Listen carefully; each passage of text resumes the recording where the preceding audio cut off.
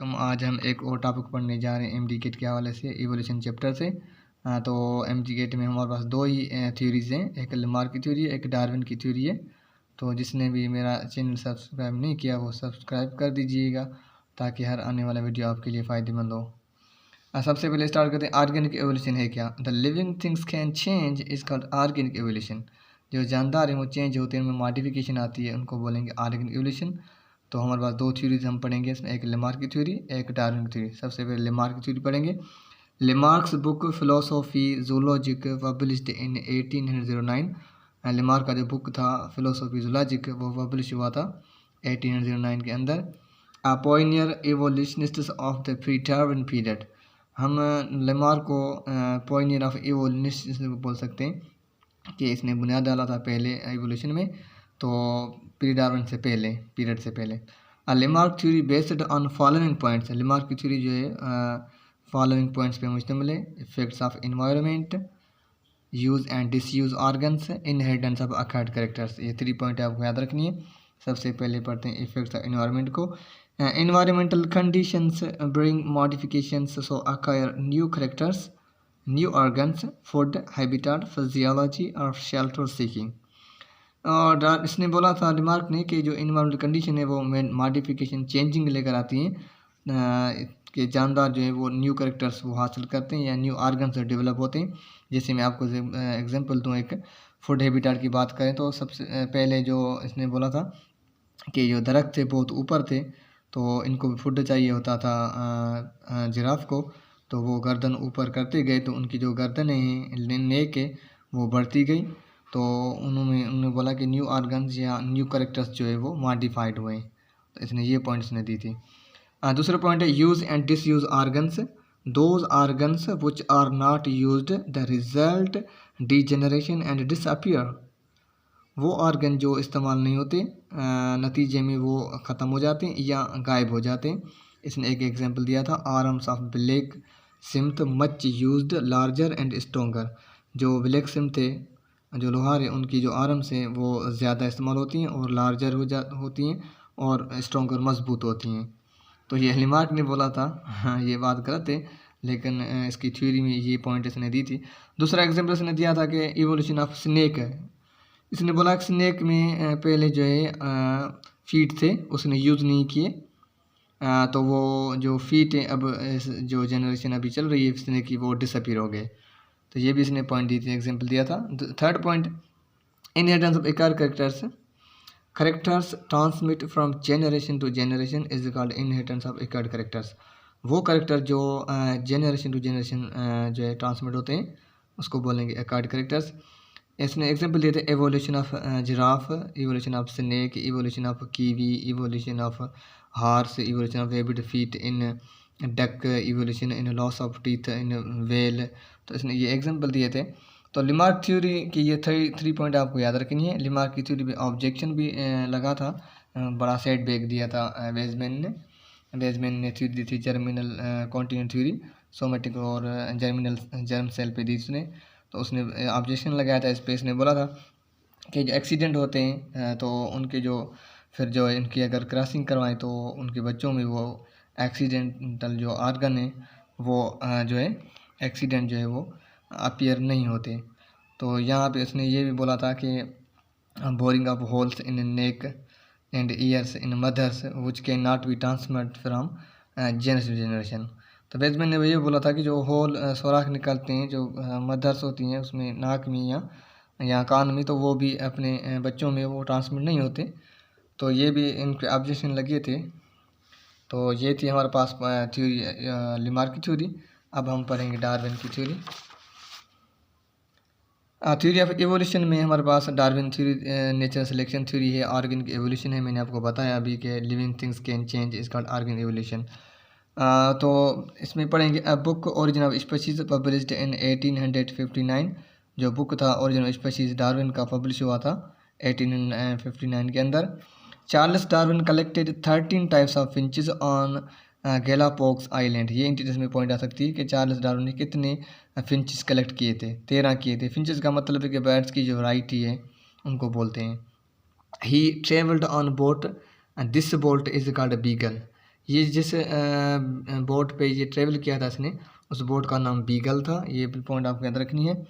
Decent with modification, जानदारों में जो रफ्तार रफ्तार चेंजिंग आ जाती है। फादर ऑफ इवोल्यूशन है डार्विन, ये भी पॉइंट आपको याद रखना है, मैंने प्रीवियस लेक्चर में भी आपको बताया था। इसने ये पॉइंटें दी थी, over production, struggle for expanse, variation and heredity, survival of the fittest और नेचुरल सिलेक्शन। पांचवी पॉइंट दी थी इसने, फॉर्मेशन ऑफ न्यू स्पीशीज। तो वन बाय वन करके पढ़ते हैं। ओवर प्रोडक्शन में इसने क्या बोला था इसने, all organisms having high reproductive rate very fertile. सब जो जानदार हैं उसमें जो है हाई रिप्रोडक्टिव रेट होता है और बहुत ज़्यादा फर्टाइल होते हैं। एग्जाम्पल्स ने दिए थे, A codfish lays 5 to 7 millions eggs in a single season। एक जो codfish है ये 5 से 7 मिलियंस एग देती है हर सिंगल सीजन में। Starfish produces a million eggs in a year। Starfish जो है एक मिलियन एग्स पैदा करती है एक साल में। A housefly lays about 120 eggs 6 times in every summer। एक जो हाउस फ्लाई है वो तकरीबन 120 एग्स देती है 6 टाइम हर समर में। A rabbit breeds at the age of 6 months, giving 6 youngs in a litter and 4 litters in a year। एक जो रेबिट है वो बालिग होता है तकरीबन 6 मंथ्स की एज पर, और ये 6 जो है यंग्स देता है लीटर में और 4 देता है लिटर्स इन ए ईयर में। एलिफेंट स्लोएस्ट ब्रीडर है, ये पॉइंट आपको याद रखनी है, टेस्ट में ये पॉइंट आ सकती है कि वो चाहे तो following animal slowest breeder, it means elephant होगा, ये आपको याद रखना है। एलिफेंट स्लोएस्ट ब्रीडर क्यों है, ब्रीड्स एट 60 ईयर्स, ये 60 साल पर बालिग होता है इंसान मर जाता है तो ये बालिग होता है। लाइफ स्पान इसका 100 ईयर्स है एंड प्रोड्यूस अबाउट 6 ऑफस्प्रिंग, ये सिर्फ 6 बच्चे अपनी लाइफ में पैदा करता है, क्योंकि इसका जो प्रेगनेंसी पीरियड है फीमेल का वो तकरीबन 22 मंथ्स होता है। दूसरी पॉइंट इसने दी थी, स्ट्रगल फॉर एग्जिस्टेंस, वजूद के लिए लड़ना, उसके लिए जदोजहद करना। Intra specific environmental struggle. Intra specific का मतलब है कि struggle between same species having similar needs, same species के बीच में सिमिलर नीड्स, माना उनको जो वाटर है या सेम फूड है, सिमिलर नीड्स होती है, उनके बीच में स्ट्रगल होती है। Inter specific struggle among the members of different species है, ये स्ट्रगल होती है मुख्तलिफ जो है जानदार स्पेशीज़ हैं उनके बीच में, उनको बोलेंगे इंटर स्पेसिफिक। ये इंटरव्यूज में सवाल आ सकता है, नोट कर लो। Environmental struggle against the extreme forces of nature, drought, rain, cold है एंड लाइटनिंग है। ये जो स्ट्रगल है, जो फोर्स एक्सट्रीम फोर्स होती है नेचर में, जो जब ड्राउट कंडीशन हो जाती है, खुश्की आ जाती है, या रेन ज़्यादा हो जाता है, या कोल्ड ज़्यादा हो जाता है, लाइटनिंग आ जाती है, तो उसमें ये जानदार स्ट्रगल करते रहते हैं अपने जो है वजूद के लिए। वेरिएशन एंड हेरिडिटी में इसने बोला था, जो वेरिएशन है वो यूज़फुल भी हैं और हार्मफुल भी हैं। माइनर जो वेरिएशंस हैं, इनेट property of all living things.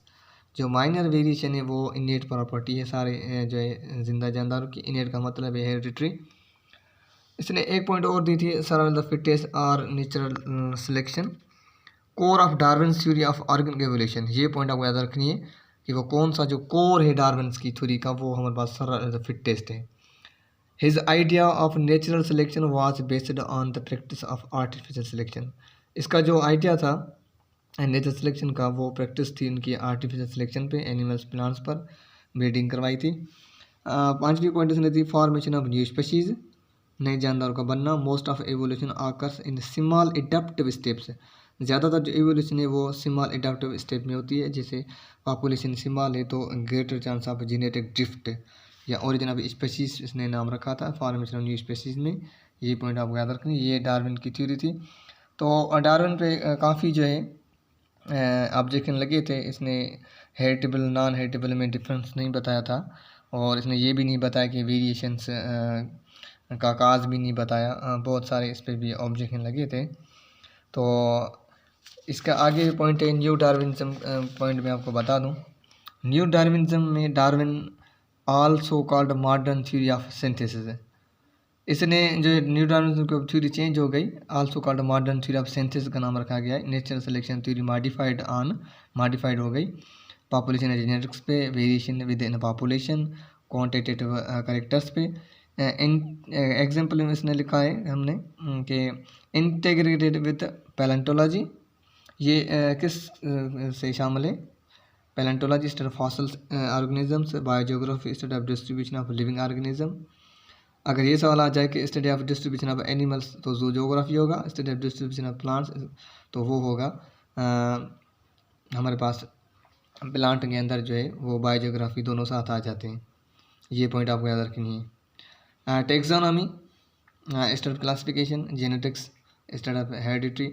Note करनी है ये बात आपको, Darwin is the founder of evolution. Darwin जो है वो फाउंडर है एवोल्यूशन का, या फादर ऑफ एवोल्यूशन है। कवियर फाउंडर ऑफ पैलेंटोलॉजी, ये पॉइंट आपको याद रखनी है, या father of palaeontology, Cuvier scientist. Study of functional anatomy is called tectology. Functional anatomy के बारे में पढ़ना टेक्टोलॉजी की ब्रांच है।